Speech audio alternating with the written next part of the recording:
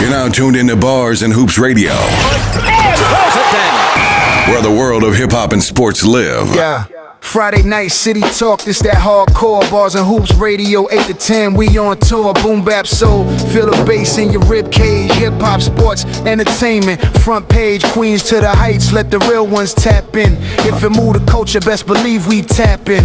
Mic stay heavy, conversation all facts. You locked in live, welcome to the Oddcast. Stills the great, voice cut like granite. Ali Vegas talk slick, everything panoramic. DJ J.O.J. on the ones, twos precise. Turntables talk back when he sliding that knife. This that street certified, headline heat. If it happened in the culture, it landed our feet. Once a month, mood change. Velvet in the air, Drea Thornton step through. Confidence rap, real talk, grown vibes. Energy poised, pull up a chair, Super Kitty Lounge voice. Welcome to the Super Kitty Lounge. Bars and Hoops Radio, pressure never soft. Yardcast.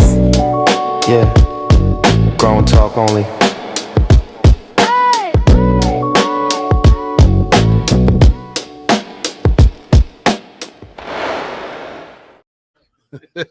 Back to live action. Word up, man. Word, man. We reached the point of our show. We got our special invited guest in the building. Go by the name of Tameek Floyd, man. Word up, man. First and foremost, Ty, man, we want to say thank you for pulling up, man. You're a friend to the room. This ain't the first time you've been here, but this is the first time you're in this capacity, man, and we're going to have a great interview with him, man. You know what I'm saying? So, before we get into the interview, let everybody know who you are and where you're from. What's going on? What's going on? My name is Tameek. Last name Floyd, from Brooklyn, New York, Fort Greene Projects. Shout out to the Fort. Yeah, it's always big 6'7". Yes, sir. Brooklyn guy. New York City and all, but you know I'm Brooklyn at heart. Yeah. Listen. How was it growing up in Fort Greene for you as a kid, man? Growing up in Fort Greene was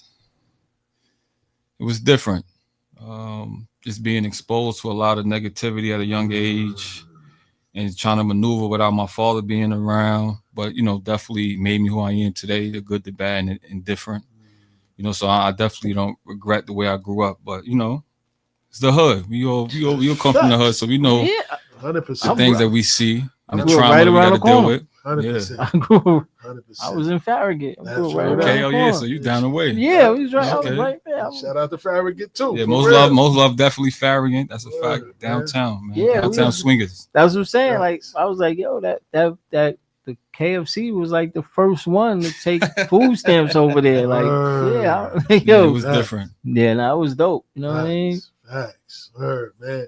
So was there ever a moment that you realized that this neighborhood could produce more than merely just surviving the pitfalls and the traps that come with growing up in the hood due to a lack of guidance? Yeah, most definitely. You had guys, I'm talking about basketball, you had a lot of guys like Omar Cook. Shout out to Omar Cook. Word up, man. Omar Cook lived 2 buildings down from me. So he was the first one that I physically seen you make it from around the way. You know, shout out to Bernard King too. I just was with Bernard 2 weeks ago. That's what's up. But you know, he's obviously he a legend, older guy. Facts. So, but I never, you know, got the experience of him being in the neighborhood. But Omar was somebody that I, you know, played ball with on the basketball court. Facts. So to see him make it, you know, he really gave us the hope that it was possible. So definitely shout out to Omar for sure.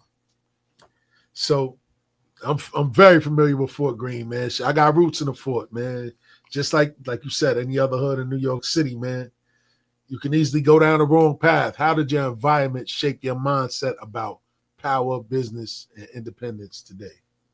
I would say my mother, right? Single parent, raising 5 kids, adapting to whatever situation she was put in. You know, so that definitely, you know, rubbed off on me, and just being able to adapt in different environments, right, and wanting more for myself.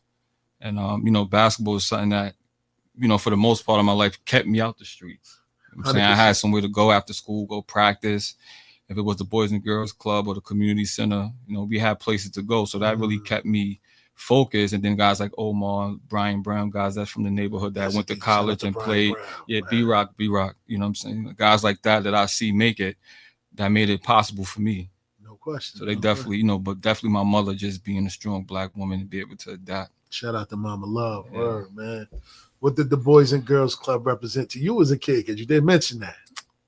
Unity, right? Yeah. The Boys and Girls Club, as he mentioned, is because we from Farragut. Yes. So being Shout out to Babe. Fort Green, Farragut, it had a little rivals, Yeah. territorial thing. Oh, like for sure. Any other Hell neighborhoods, yeah. but It the was like Boys that and in Fort Green. yeah, but the other side, the far side, the middle side, but the Boys and Girls Club was like a safe space. So as kids, when we go there, it's not on Farragut and Fort Green. We just there vibing. Most of us is playing ball, hooping. You know what I'm saying? So that was definitely something that was a good thing growing up, because I was able to make friends from people from Farragut. Yeah, you like, he not really that bad. Yeah, that's my man. Yo, now you become a navigator now, because now you like, yo, nah, they ain't even on it like that over there. Son. Exactly. 100%. You know what I mean? Like 100%. that was the ill part. That's what's up. Word, man. So you have a very close bond with your childhood friend and business partner, Taj Gibson. Did you and Taj always talk about coming back to build something here, or was this just a thing that developed over time when Taj came back to New York towards the tail end of his playing career? So when Taj went to school in California when he was like 17. So from 17 on, he was out in LA until he got drafted. But USC. Yeah, so when he got drafted, and that was a crazy time. But I think it was just within us, like, to give back. You know what I'm saying? Like, we never felt like we leaving somebody behind. So like, our presence is always felt. Me personally, when he got drafted his rookie year, I lost my scholarship. I was on a full ride at a Division II school in Long Island. Okay. I lost my scholarship the year before he got drafted. And maybe a couple months after he got drafted, I got locked up. Wow. I caught a case. So I did 10 years. So that was kind of crazy. My best friend get drafted. You know what I'm saying? Like, the dream of a lifetime to be an NBA player that we all aspire to be. And I'm going to prison for 10 years. That's a fact. That's a fact. Word. Damn. And I wasn't gonna touch on that, but I'm glad. Yeah, I think it's a part of who I am, and it's like I just want to be an example, right, and representation to show, like, no matter if you fall, you get back up. You know what I'm saying? So as I'm walking my path, running my race, like, I just want people to see, like, yo, it's possible, because I'm doing it. No question. I'm doing it. No question. Yeah. And I salute you for that. Cause like I said, man, I see you in a different light when you came before, seeing your journey and where you are now, man. That's why I tell you, I'm honored to even know you. You know what I'm saying? Yeah, I appreciate that. I'm like, yo, he's trying to make me feel good, though. Nah, word is I read that text. I was like, yeah, but I appreciate that, though. I see where you came from, and I know the story, and to see where you are now, salute to you. Because a lot of people gotta give you your flowers, bro. Because a lot of people don't get up. They don't. Yeah, talk about it, babe. A lot of people don't get back up. You know what I mean? But like, sometimes you gotta get, sat down to understand what it's about. You know what I mean? To where it's like, now, you know what I mean? Because it's like, if the universe don't sit you down, you know what I mean? Sometimes we look at bad situations and don't really see what the bad situation is really saving us from. 100%. You know what I mean? Because it's 100%. like you said, if situations arrive, you know what I mean? Now, instead of getting into a bigger situation with a bigger number, now you understand, know how to avoid that situation. You know what I mean? Because sometimes people don't get sat down, and then they get into a whole nother joint. Then it's 100% to something where it's no coming back. No coming back. You know That's what I mean? fact. So I definitely was blessed to have another opportunity to rewrite my narrative. Right. So that's been my whole spill. Since I've been back, is rewriting my narrative, not letting somebody else dictate how I'm viewed. Yeah. So like it means a lot to me, like, to come and politic and tell my story, because I know it's going to inspire somebody. 100%. Right, to be a black man, a felon at that. Yeah. Got my own business, got my own sports agency, got a development company. So, like, it's possible. No, a lot of dudes feel like it ain't possible. It is, and that's what makes it even. That's what makes it even more. You know what I mean? Because where you letting them know, like, you know, is different when somebody can tell you, I know what you're going through, and really know what you're going through. Yeah. You know what I'm saying? Where it's like, where it ain't like just, you know what I mean? I'm just the agent, and you know what I mean? And the motherfucker that just came home, don't be like, you don't understand what I'm going through. Like, nah, my mother's single parent, 5 kids. You know what I mean? I did time. I know what you're going through. 100%. You know what I mean? 100%. And then it's like, oh shit, he do. Know what I mean? He do know what I'm going. Yeah. You know what I mean? And that's where. So that's like that authenticness is just like is what makes it even more. You know what I mean? Like and like I said, God knew you was gonna need that authenticness.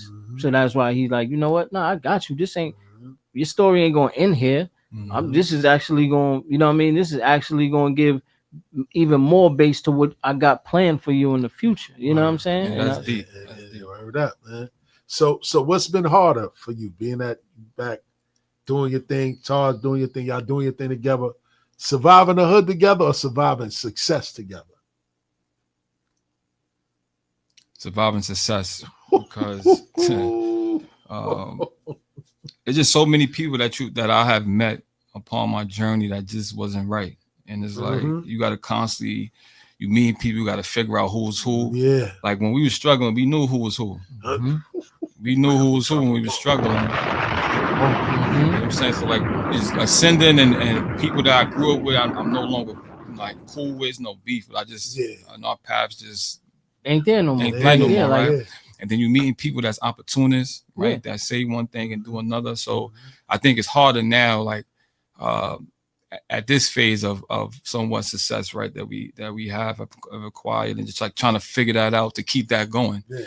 Because it's easy when you don't have nothing, but then when you have something, it's hard to maintain it and multiply it. So every day I'm thinking like, you know, I don't get no days of just not thinking like and try to execute the next play, because that's basically what it is. No, you got to. You know what I mean? You have to, because what happens is when you struggling, you hunting, but when you successful, you the hunted.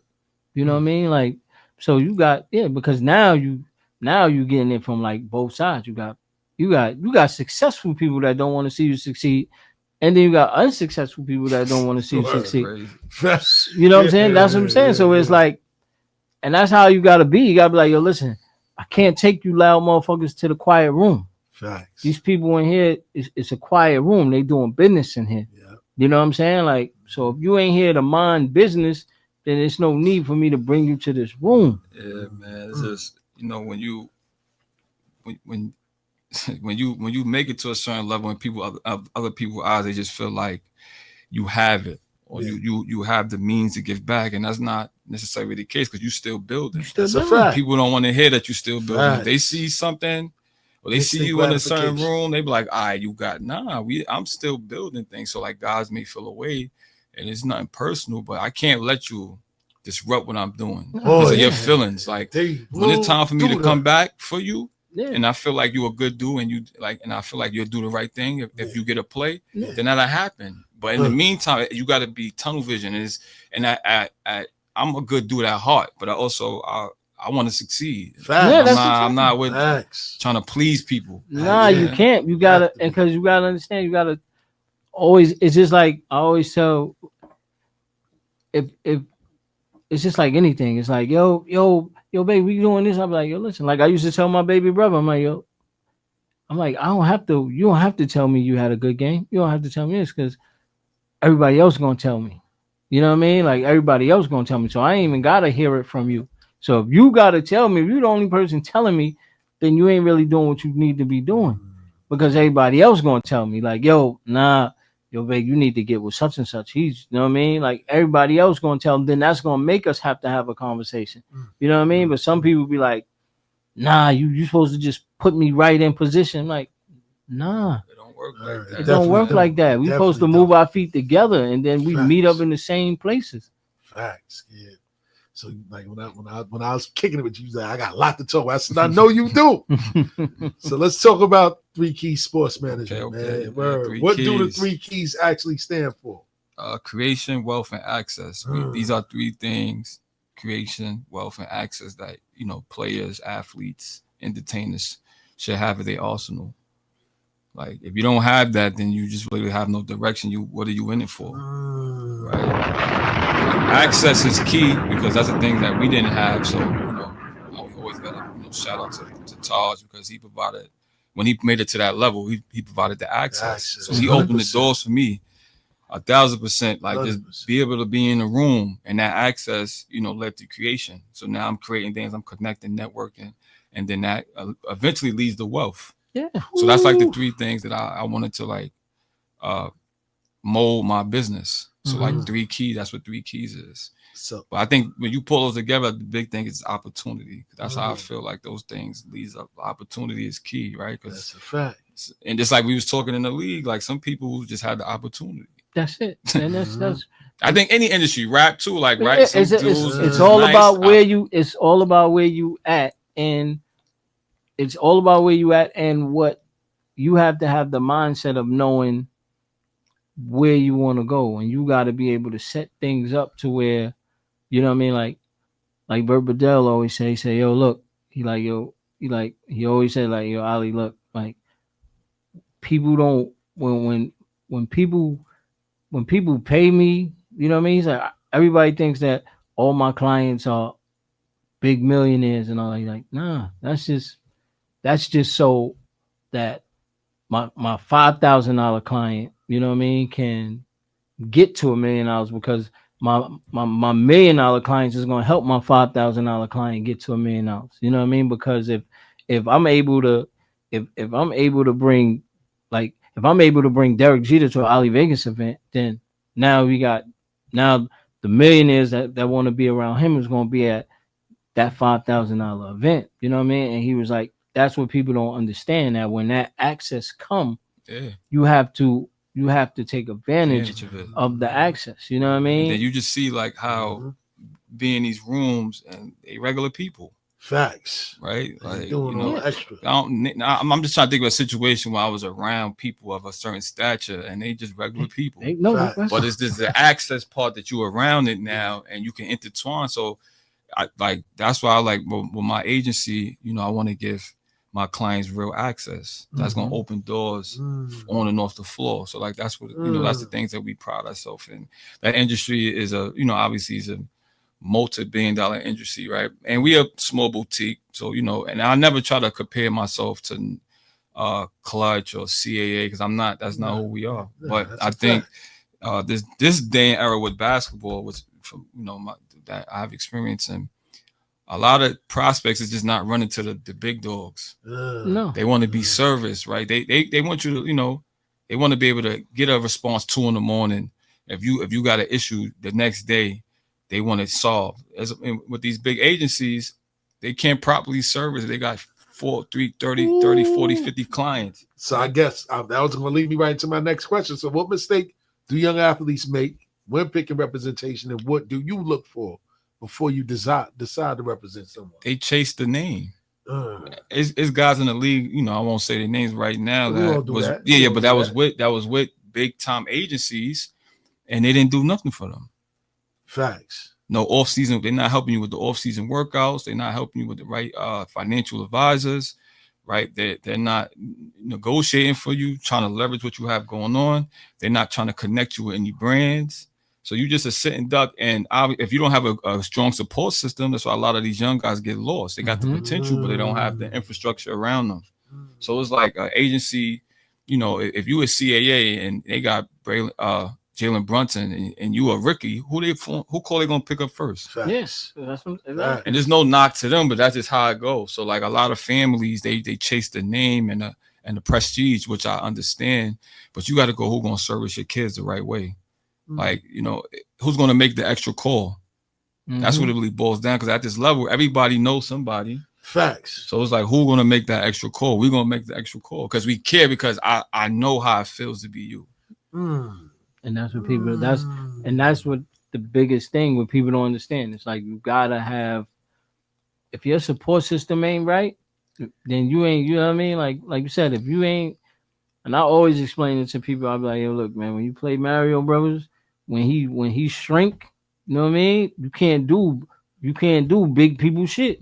You know what I mean? You gotta wait till you know what I mean? Yeah. You gotta find that little box and get the mushroom, and then that's how I explain to people, like, yo, because that's you gotta have those level of things. You know what I mean? Then it's like, okay, now when you get to that, now you could go through tunnels and ain't gotta worry about risks. Yeah, that's what I try to tell people, because in that business it's like, oh shoot, I'm just here to make money and spend money. It's like, that's not what it is. That's not what it is. Taj did 16 years. One, because he's the ultimate professional. Yes. But two, he had a good team. Like, the guys that are around him, all of us grew up together, which is odd. That's a beautiful thing. Which is really odd, right? Word. I'm surprised you wasn't with the guys today. I said, yeah. Like, I was talking to him earlier though.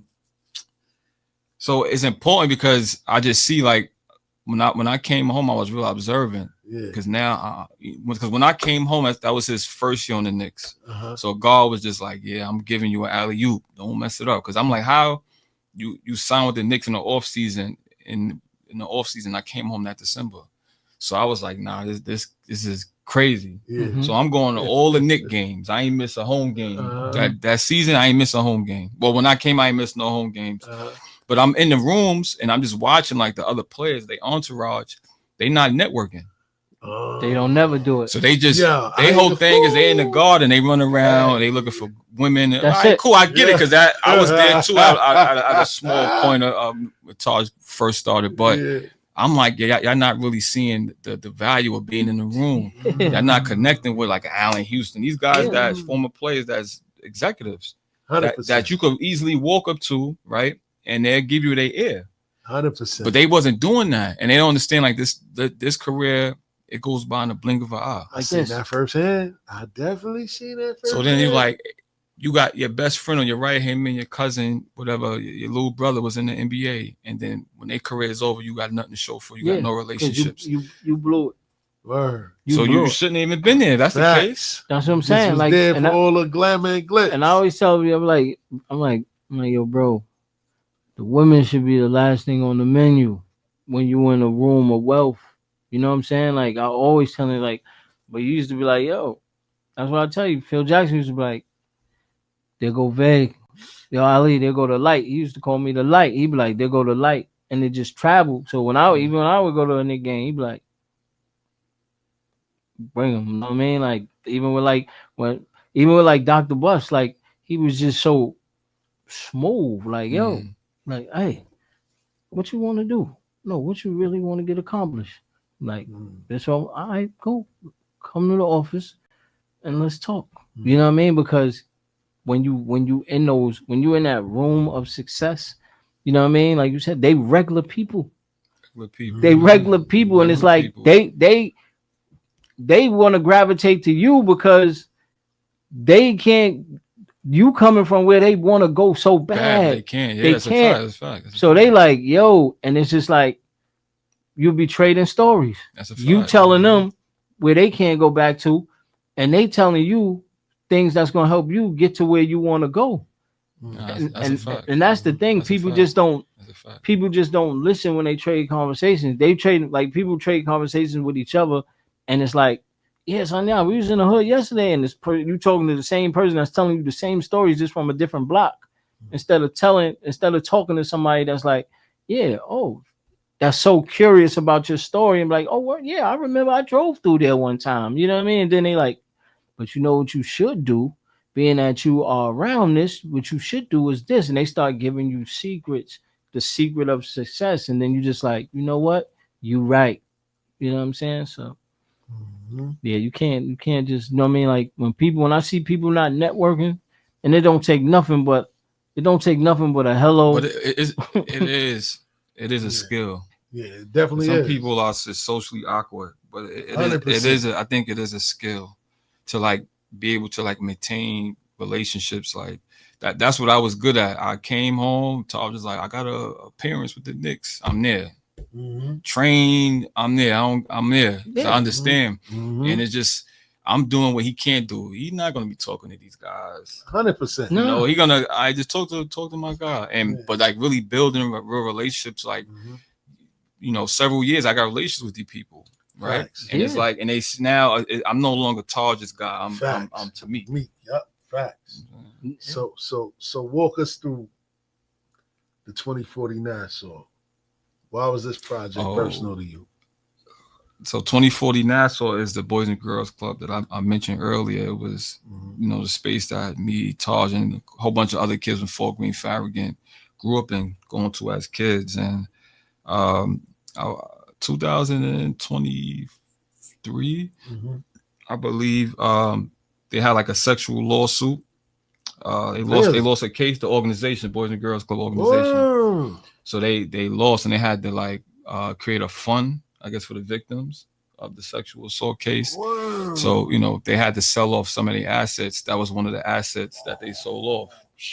And what was the crazy thing about it, on top of that, they closed it down like 3 weeks after. They gave the community no notice. They just like, just closing it in 3 weeks. And wow. So now all the parents, like the kids go to, their children go to after school, is like they stuck. Wow. So, the protest, the community, gave a big backlash, and they was protesting, a developing group called by the name of Alloy Development. They basically responsible for building like most of Dumbo. So that right down the alley, right down the block. Yeah, so they wound up winning the RFP on the project. Now, when we got a wind of it, that it was being sold, we was kind of late in the process, and we're not developers, right? We are community, we are pillars of our community, because like Taj got his foundation, so I'm one of the directors, so we always give back and is present, so we know how to service the hood and connect with the neighborhood. But the development is a whole different ball game. So these developers, they bought the property, and there was a backlash, right? And they businessmen, but I think they're good guys. They are good guys, and they seen an opportunity, right? We wanted to get into the space of development because through the years, just watching all these high-rise buildings being built, but they're not built for us, right? It's buildings on Myrtle Avenue that I never seen the inside of. Facts. The amenities is not for us. No public benefit, no green spaces, right? No playground areas for the kids, and I'm talking about just in that immediate area, my area. Yeah. So us being able to be a part of the project, right, and potentially have ownership in the project, like that was a dream come true. Because now it's like now we're doing something that's more impactful, as opposed to just promoting sports. Now we showing the kids in the neighborhood, look, we switching it up. Now we in development. So now it's the whole thing with us is just to try to show what's obtainable. That's the biggest thing. Like, I'm always gonna go back to seeing guys like Omar and these guys make it, because you're like, oh, you made it, I could make it. So now when they see us, when the kids see Taj, they feel the same way. Then they see us doing this, they're like, yo, we could be developers, because it's not a lot of too many black developers that's doing projects of that magnitude. Period. So the fact that we're doing it, and we're doing it in our own neighborhood, it's priceless. That's exactly what I was gonna say, man. Developing grew up when you grew up right down the block from it. You know what I mean? So how prepared? Because everything you just told us about just being in the room, being around Taj in certain situations, how prepared are you now for the politics and the pushback that comes with something of this magnitude? I'm still learning, right? I'm human. I'm still learning, because a lot of the things, it's a dirty game. But a lot of the things be nonsense. Like a lot of the times, because I'm always going to speak from a place of being authentic and being transparent. That's how I've been, and I'm going to continue to be that way. And it's just like a lot of the issues that the community be having, I understand because of the trauma, but it definitely be a lack of accountability. There got to be accountability on both sides, because like a lot of times, right? And I mean accountability, like a lot of people be misinformed. So a lot of things that they blame developers for, that's a city agency thing, a state agency thing, like AMIs. Developers don't create don't create an AMI. What is an AMI for those? The average medium income. That's what they go by when they determine like affordable housing. Yes. So developers don't determine that. But they just looking to build. Yeah, our community, we assume that, not knowing the real information, and then you would just scold and blame a developer, but they're going by the laws that were set before them. Facts. Right? And there's also like really being involved and like really trying to better your community. So my whole thing is like being accountable, because if I could hold these guys accountable, I could hold my community accountable. That's the only way you're going to see real growth. Like, we can't just, beat around the bush and be one-sided. And a lot of the times it be one-sided. And on the flip side, a lot of things is done systematically that obviously prevents us from becoming or having opportunity. And I mentioned to somebody a couple of weeks ago, I was like, you look at downtown Brooklyn, it's a beautiful place. You got all these condominiums. It's like baby Manhattan. Facts. But then when you look at Fort Greene Farragut, you still see the despair. You still see the disinvestment. Facts. How is that possible? Crazy. Right? So things is in place to keep it that way.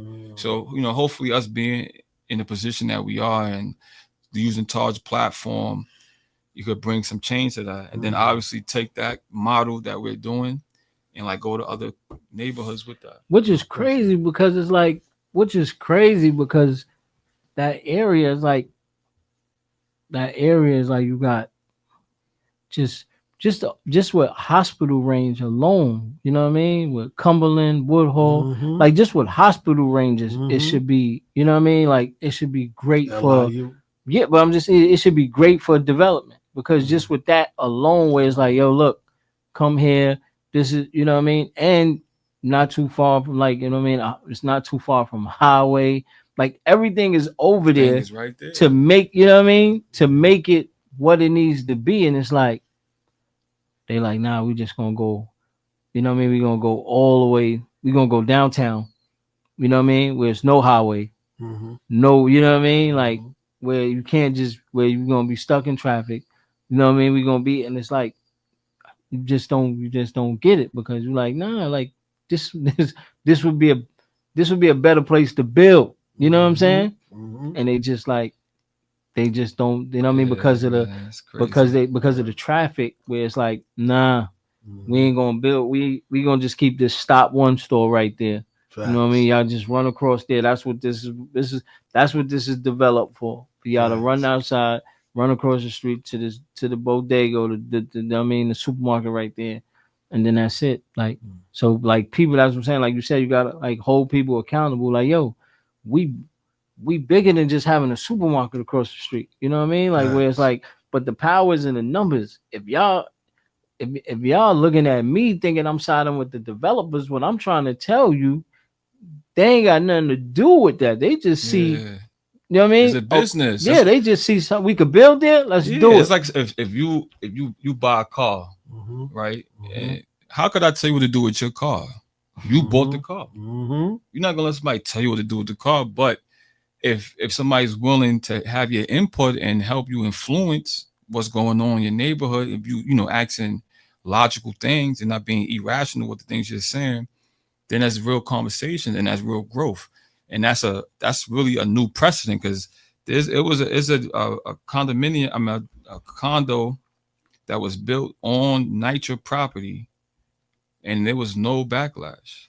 And they could correct me if I'm wrong. They didn't invest into the community on the first side. Yeah, on the first side, they got NYCHA air rights. It's not even open yet. It should be open in the next couple months. Wow. But yeah, you come down Tillery on my side by the police department, you'll see it. Wow. But the community didn't even know. No, it's here. That's it. So like what we're doing, the community knows what's going on. So I say all that to say, all that happened. It's like, we reaching out. We doing outreach, right? And we trying to have them come in and I think the beautiful thing about it though is we created a community advisory group. So we got community stakeholders from Farragut and Fort Greene. And when it first started, Fort Greene Farragut, I'm here. So I'm like, oh, here we go, right? But as time went on, right, and they see that that everybody involved is authentic, right? Yeah. Yes, it's a business, but they also want to do right for the community. 100%. Now you see more unity, which is a great thing. And I love that, because now I'm like, yo, I see them coming together, Yeah. as opposed to just being on Farragut and Fort Greene. So Yeah. that's definitely a good thing to see. Because that's what I do. Like what I do with the kids is I have preparation classes. You know what I mean? And where it's like, I'm like, my preparation class is like, yo, I'm just preparing you for this world that you know what I mean, that y'all in. You know, like everybody just be like, they think they don't understand that it starts in the community. Go see your local person first. You know what I mean? Because that's who gonna make the decisions. You know what I mean? That's who knows what to do. So go check them out. Like, yo, listen, this is what we need to do. You know what I mean? And okay, oh, you don't want to help us? Then we got the power to put somebody new in that seat. You know what I'm saying? But it's like, but you have to. That's why I do the preparation classes, to where you're like, yo, look, like, don't just get in these rooms.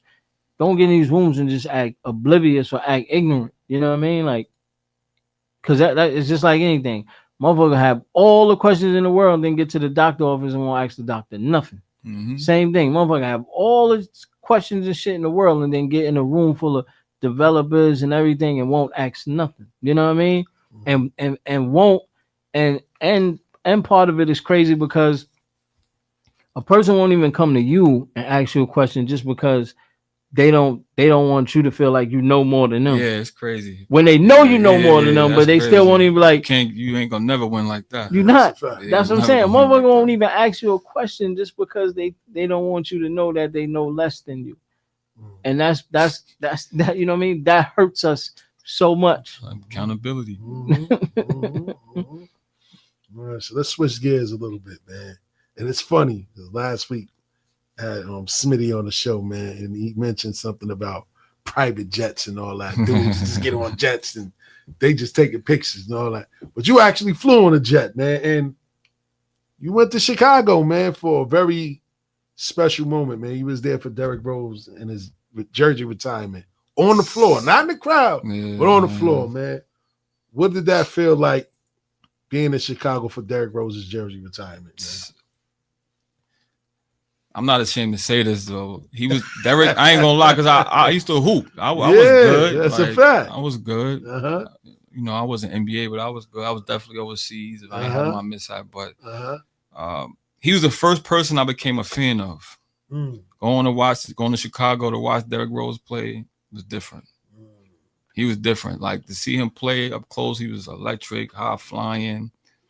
He just had the swag. I was like, yo, I'm really a fan of him. Like, and I wasn't, ashamed to admit that. Yeah, as you should. So seeing that, right, and then like building a relationship with him and Randall, his B.O., Tim, that's just like his immediate circle.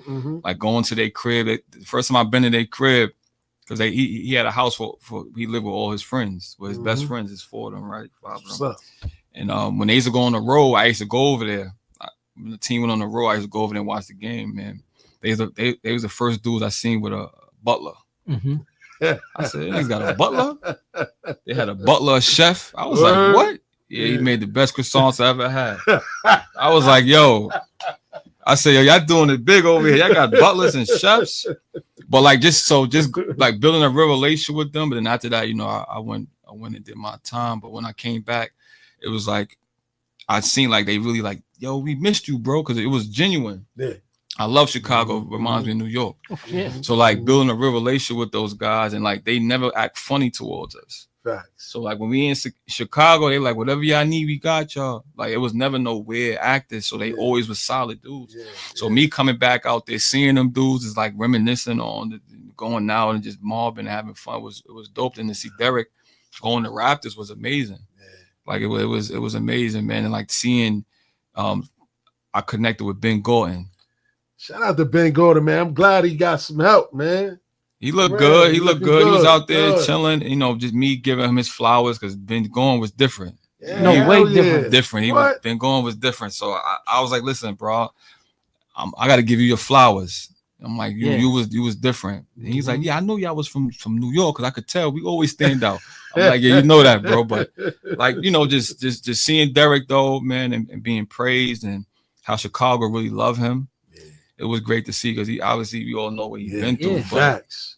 Because he loved Chicago. 100%. You know what I mean? Like he loved Chicago. Like like I was like, man, like when he got like hurt, it was like, listen, it was like, damn, you know what I mean? No. Because you knew what, you know what I mean? Like if you just a fan of the game, you knew what the game was about to be missing. You know what I mean?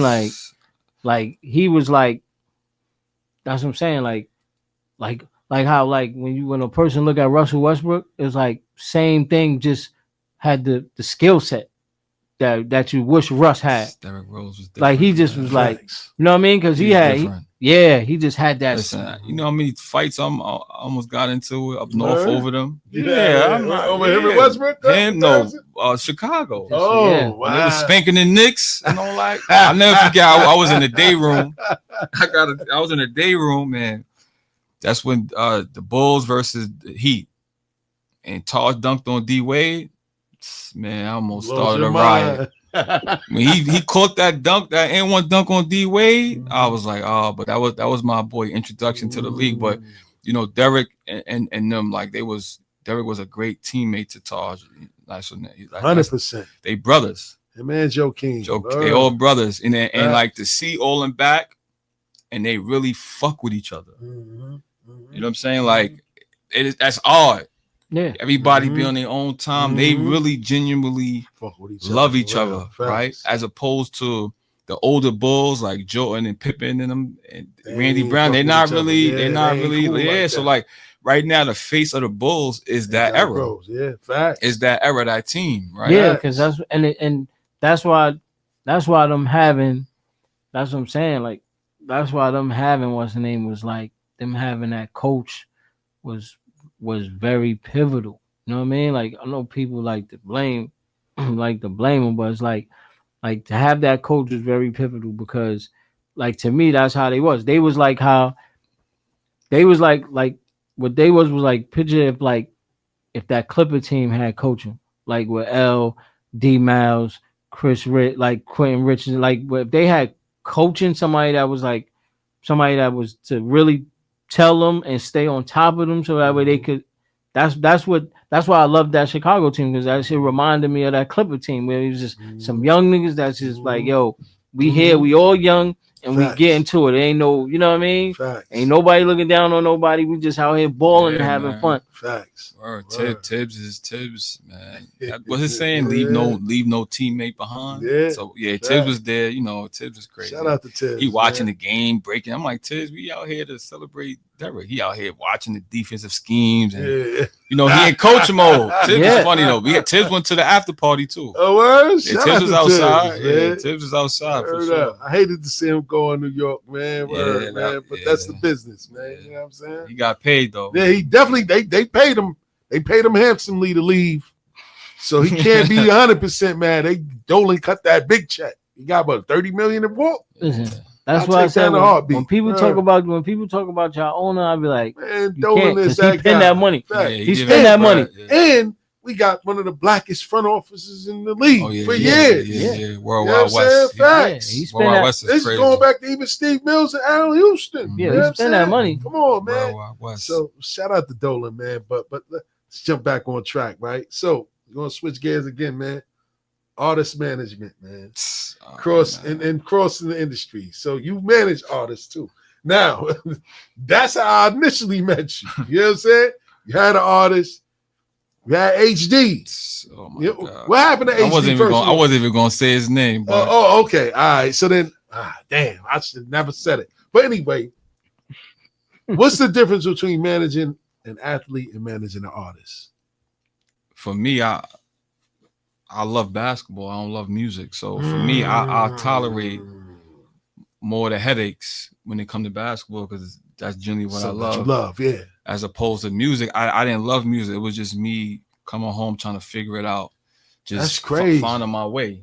So that really that's what got me into that. And I met the kid, and he asked me, you know, I went to a meeting to accompany somebody else. I guess they felt like, yo, it'd be a good look if I bring you, because they know I was connected. I was running around. Facts. So we have a meeting, and you know, I'm just being me, authentic. You know, and after the meeting, he like, yo, can I get your number?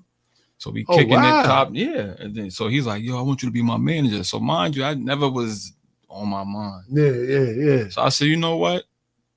I feel like I'm good at networking. I'm a hustler. Yeah, business and it's the same. Yeah, it's the same thing. It just ain't, same different thing. people. Yeah. So I was like, you know what? Let's go. So we worked up, signed up, and kid he was talented, but morally he wasn't really right.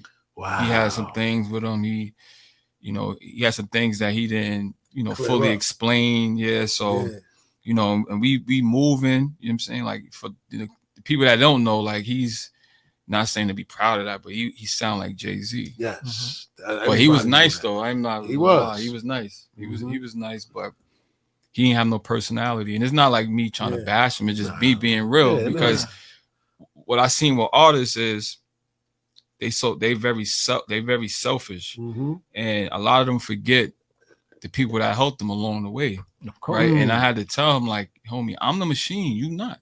Like, you nice, but you don't have no personality. You don't know how to work the room. You know what I'm saying? There's a lot of things about you that you need a team around you to connect the dots. Like, a lot of things you're against doing. You're not understanding this is a business and somewhat of the game. You're not understanding that. Gotcha. And to say all that is like, look where you at, look where I'm at. Because he fell off. He started doing real estate. Oh, yes. He became a realtor for some people that I introduced him with. You know what I'm saying? So it's always like, like you got blessed through me, but then you forgot like why you even in these rooms shaking, right? Yeah, that's crazy.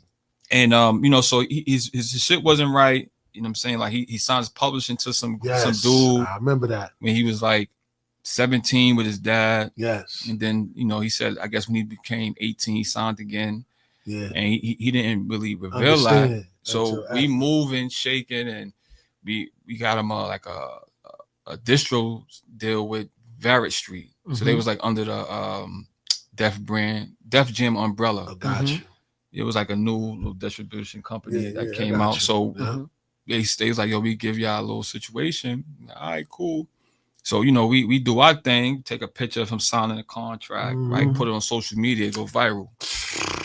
So now blogs is picking it up, but they was like Def Jam. They're not saying Barrett Street. They're going Def Jam signs artists that sound like Jay-Z. So they, it's a clickbait, but it was moving. Yeah. Right? And the dude that he signed his publishing to called Def Jam threatening to sue him. Wow. So and then, I never knew the whole story. Now that looked like bad business. Yeah. So now son is like, so now he like, I don't want to talk to him. They had their own little issues. And I'm like, listen, that's not how you handle business. You can't put out any music if you don't rectify this with him. He had your publishing. You can't do nothing. It's not what do you want to do? And at that moment, I said, yo, I can't work with you because one, you wasting my time. And if I'm gonna invest all this energy, I'd rather invest it into myself. 100%. Invest it into you, right? And I got you shaking the room. I got you next to people that you want to never been next to. Facts. And and it worked for a little while because we was moving. Yeah. He was moving. Like he was talented. And I'm like, if he just would have been straight up. And where I'm at today with him and me still working with him, I'll definitely put him in a whole different put him in a whole situation for real, a whole different space to where, it's hard to obviously to overcome that. You sound like Cole, but the kid really was nice. He was definitely good. Yeah. You gotta be honest in business. You gotta be honest. And I put the kid in a position where he performed at the Barclays. Yes. Guess who was there? Hove. Yeah. You gotta be little nigga start crying. I say, yo. I said, listen, we ain't here for that. Nah, we ain't doing that. We ain't here for that. I said, yo, listen, this is a fact. He started crying, niggas start tearing up. I said, yo, we not here for that. Straighten up. Like, you know what I'm saying? We not here for that. Because you crying, you can't perform how you supposed to perform. I'm like, yo, listen, we not here for that.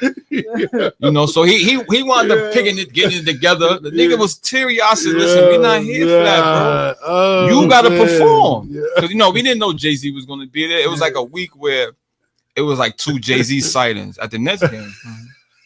So they played the Hawks. I'll never forget. They played the Hawks. So at sound check, we gonna do sound check. So people they're like, yo, is that Jay-Z? Because he sound like him. Yo, so facts. We chilling. because he performed like the beginning of the fourth quarter, I believe. So Mm-hmm. this is like halftime. We went to get some food.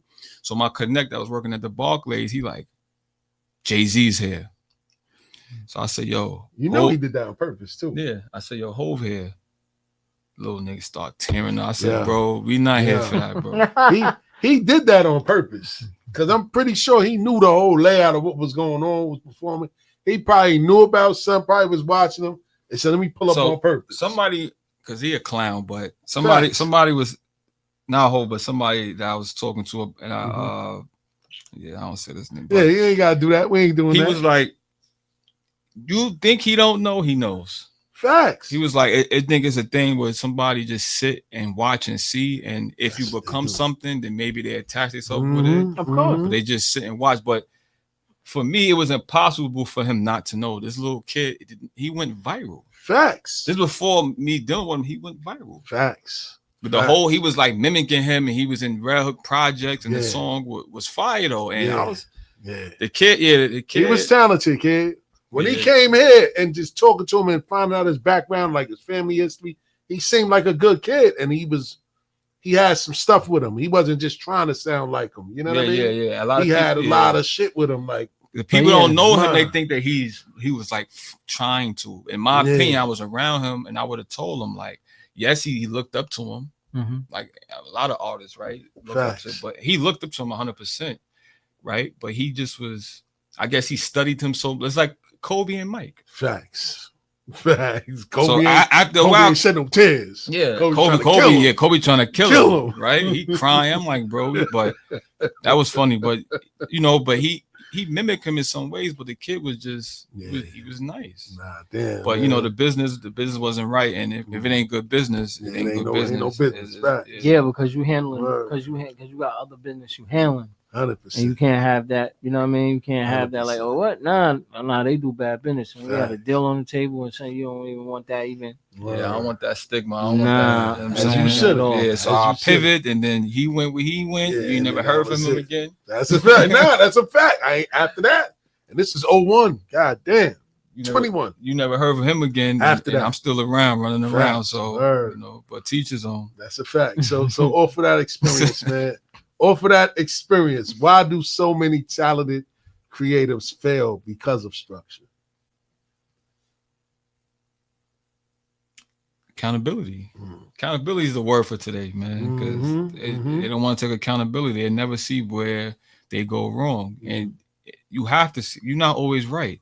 100%. I had to learn that you're not going to always be right, and if you blessed to have people in your corner that care about you, right, and not just looking at you as a bag or a situation so they could prosper, and they really like are tapped in with you, you should take heed to that. You know what I'm saying? A lot of people don't like the criticism, so that's like the most thing is like people just really be wanting yes men around. That's a fact. And that's what I was telling them. That's what I just was saying that in the intro. I was telling them accountability.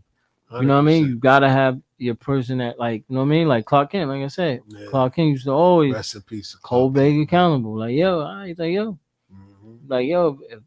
if a verse wasn't there, he'd be like, no, that's good, Ali Vegas.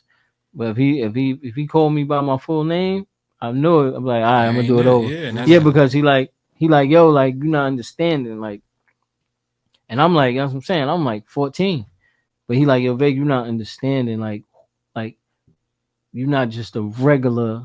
That's cool for a regular artist, but you're not a regular artist. So I can't just let you be settle for that. Nah, I gotta let you be, like, you know what I mean? Like, they comparing you to greats, so you gotta be great. You can't step outside and just, you know what I mean? You can't have a 20-point game. You gotta have 40 every time until motherfuckers truly understand what it is. Like, cause he's always like, everybody want to see you fail.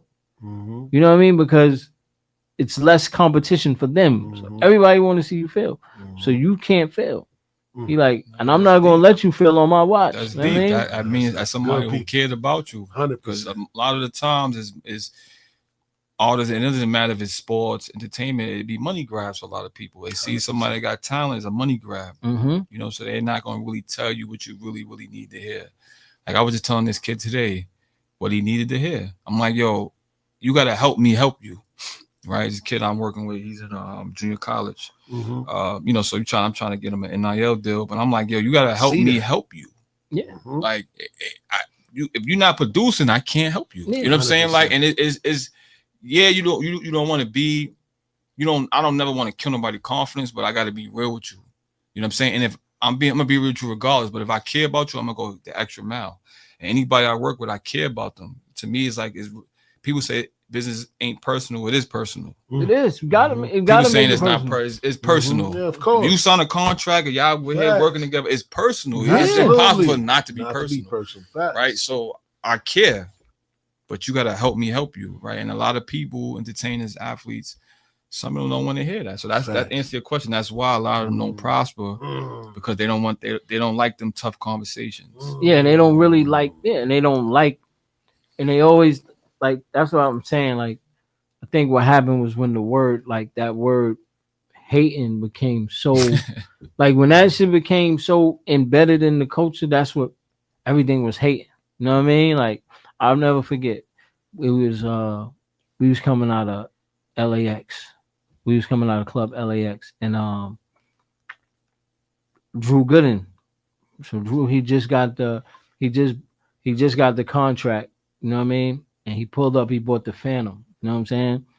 And I'm like, and I get it. Like, you know what I mean? It's probably like he feeling good. He's celebrating, and LO's like, yo, like why you bought that? You don't need that. You know what I'm saying? Like, he like, get that on the second contract or something. You don't need it because he like, yo, this shit, like you said, this shit only lasts 15 seconds. Yeah, And he's like, he's telling me like, yo, that's a big purchase. And I get it. We at the spot, so I guess it probably wasn't, you know what I mean? He probably wasn't trying to hear it at that moment, but he like, but I was like, yo, the reason why I'm telling you this is because I got you. We here, you know what I mean? We here right now, so I'm letting you know that, you know what I mean? Because that's what happened. Like when he got to what's the name, Cole was telling him stuff like, bro, this is what you need to be. This is what you need to be doing. So he took that criticism. Yeah, because that's what I'm saying. You have to, but everybody don't want. Everybody don't want to hear it. You know what I mean? Like especially when you celebrating, when you celebrating the win, nobody want to hear it. But I'm like, like I said, I let mechanics go through the brakes for me. You know what I mean? Like if you been somewhere that, you know what I mean, and you rose up and fell, and you like when you telling me like, yo, look, I wouldn't go over there if I was you. Cool, we good. You know what I mean? Like I don't gotta go through that break. You know what I mean?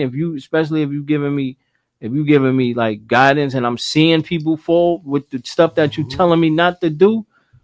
It's like, and then I understand too from their perspective because you know you got so many people that have hidden agendas and so many people coming at them from 1,000 different angles and schemes. So a lot of the time they don't believe nothing that's told to them. Right. So, you know, with me working with these players, I don't have to like, you know, everybody has their guard up, but it's not as tough because who stamped me. Right. Taj. James Johnson. Shout out to my bro. Today's birthday. James Johnson. Word. So like these are guys that I work with, handle their business. So they looking like, oh, he trusts them. He good because you know, and these the OGs of the league. So like, if he trusts them, you know what I'm saying. That's how like I met Obi Toppin. Obviously, through Taj, Obi crazy, like through Taj, and now when he was on Indiana with JJ. So it's like they traveling. Oh, you meet my man. So it's just like that stamp. They on the island right now. Well, senior and James. Okay. Yeah, for his birthday. Word. Obi birthday. Obi. Yeah. Okay, I'm sorry. Yeah, but you know, so like it's who stamped me. So like if I tell them something, you know, they not looking like what angle he coming from. So that'd be and I understand like they real guarded, rightfully so. But yeah, facts. A lot of the times, like when these guys don't prosper, is because they can't take criticism. 100%. And you got to take that. Else you gonna come with it, man. Or you gonna lose. Can't take criticism, man. Then you might as well. Or you gonna lose. Be in a bubble. You know what I'm saying? And you're gonna die in that bubble. For real. When people say Tameek Floyd 10 years from now, what do you want that child to? It's, inspiration, right? Somebody who But just show you that's possible. That's really what I aim to be, like somebody who really inspired. I think all the greats, right, whatever genre, music or feel, they inspire people. So like that's something I want to be known for 10 years from now. Like, yo, he inspired a lot of people. I think if I feel accomplished, you know, if I get to that stature where like, yo, nah, he inspired me to do this and that because I seen him do it. I think that mean a lot. So if a kid in Fort Greene right now is listening, what advice would you give to him in his situation now? Living in the fort right now. Don't take it for granted. Right? Don't take it for granted because, you know, enjoy the space that you in. And I say that because when I was young, we didn't really know that we was poor. I didn't. Right. And I think now it's more pressure because these kids, you know, they see kids that living better than them. So it's pressure for them to like have certain type of things, live a certain type of way. But I would just say just enjoy it. Right. And you find joy in that. And like, I think that'll help you along the way. So when you do become somebody and get things, you'll be appreciative of it because you enjoy, you know, how you was living before as opposed to you always chasing. That's why, you know, when I was in the street, when I stopped playing basketball, I was chasing. That's what led to me getting caught up because I wasn't satisfied where I was at. So like these kids, like just enjoy where you at. Facts. And what you told me that you went up top, I would never even believe that. Yeah. Looking at you, you know what I'm saying? Yeah. For real. One more question. That situation in Times Square with the whole basketball court. Man. Talk about that, man. And what was that experience like? And how did that feel having a full court in the middle of Times Square? So first, never been done before. Never right? been done before. You got me and my business partner, Greg. He grew up in Fort Greene with us too. Never been done before. 2 black dudes from the city stamping playing a flag in Times Square was different. That was crazy. Shout out to my guy Lloyd. He another guy. He did some time, but he's a business owner. He owns part owner in a restaurant called Jasmine's. It's a Caribbean restaurant. 46 and 9th Avenue. So yes. you know, if somebody in the area definitely stop by. They great Jamaican West Indian food. But pull up this weekend if it don't snow. Yeah, it's a definitely good vibe. But so you know, his lady, she's on the board of Times Square Alliance. You know, so her and my lady is friends, and we was on vacation, and you know, they were talking about, you know, doing different activations on Times Square. So, you know, I'm like, hold on. I hear that. I'm like, okay, now I'm plotting positively though. I'm like, yeah. So I'm like, have they ever? I think we could do a basketball clinic on Times Square. I think that'd be dope. So, you know, I'm breaking. Now she's getting to know who I am. So I'm breaking it down to who I am and what I do, right? And she's like, okay. She's like, well, if I tell my people, you better be ready. I'm already ready. Say less. That's what I'm telling you. Guys. I'm ready. It's already formulating. And she went back and told them, and they was like, sure, why not? It was off to the races. Mind you, we put that event together within a month. That's crazy. But the branded court and everything. Full size basketball court in the heart of Times Square. I had to start this clinic off. I had an organization called Keen New York. They have kids with autistic kids. So I had them come and do a basketball clinic, which was dope. Right? These kids, now I want them to play. They the stars for the day. So I had them come out, do a basketball clinic. And then I had like different grassroots organizations. I had the Gauchos, New Heights. I had shout out to my boy Ken Stevens from Dykeman. Dykeman brung a team. I had a team from the Bronx, from Kingsbridge. My guy Sheeny. Shout out to Sheeny. Yeah, Sheeny. Sheeny brung a girls team, and I partnered with Anta. So Anta is a sneaker company from Asia, Kyrie and Klay Thompson. So they donated 100 pairs of sneakers. Wow. Yeah. So yeah, we did it big, man. And I had these kids playing on Times Square. They made history. Yeah, that was a good look. That was a great look, kid. Crazy. I said, yo, what? You running it back though this year. A word? Yeah. That's what's up. August 17th, running it back. That's what's up. But you know, just like be able to like say that I did that. Now, that's a great look.